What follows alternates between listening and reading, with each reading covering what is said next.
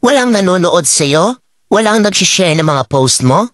Konti lang ang viewers mo sa tuwing nagde-live ka? Hindi ka sinusuportahan ng mga kamag-anak mo? Kaibigan mo? Kakilala mo? Kapitbahay mo? Pinagtatawanan ka dahil sa pag-reels mo? Pinagtatawanan ka dahil sa paggawa mo ng mga content? Ito ang tatandaan mo. Huwag kang huminto. Huwag kang susuko. Huwag kang papaapekto sa sasabihin ng ibang tao tungkol sa'yo.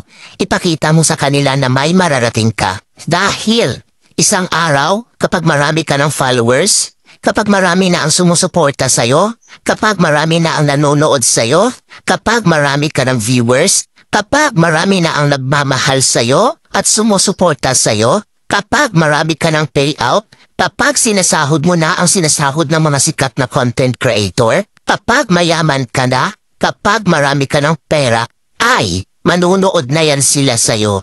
Sila na ang kusang lalap.